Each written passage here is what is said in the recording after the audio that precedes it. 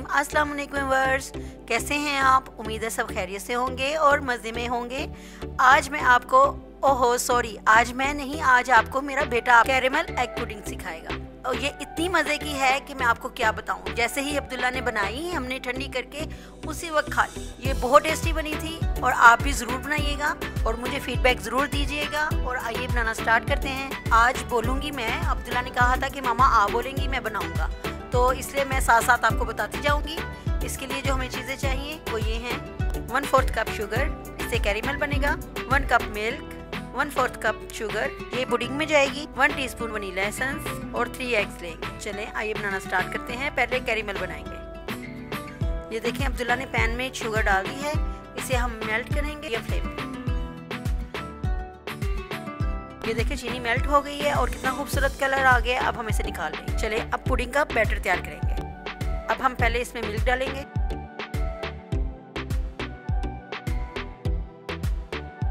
अब sugar add करेंगे।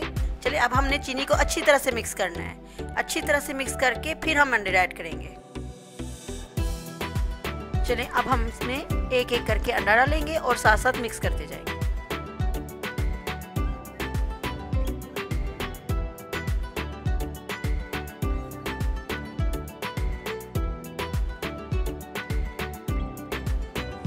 चलिए अब हम इसमें तीसरा अंडा भी डाल देंगे और साथ ही इसमें वनीला एसेंस भी डाल देंगे।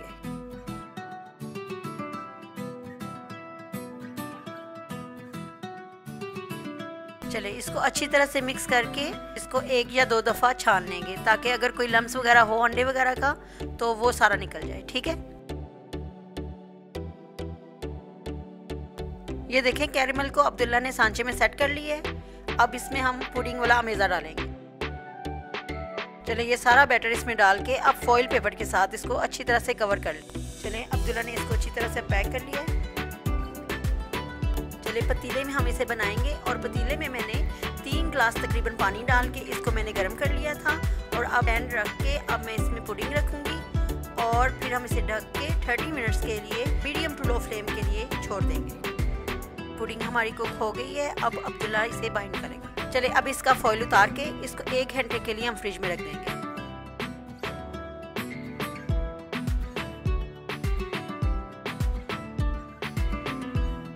तो लीजिए हमारी पुडिंग तैयार है। आपने ये ज़रूर ट्राई करनी है और ट्राई करके मुझे फीडबैक भी ज़रूर देना है। और अगर आपने मेरे YouTube चैनल को अभी तक सब्सक्राइब नहीं किया तो सब्सक्राइब कीजिए, लाइक कीजिए, शेयर कीजिए और मुझे अपनी दुआओं में याद रखिए। अल्लाह हाफिज़।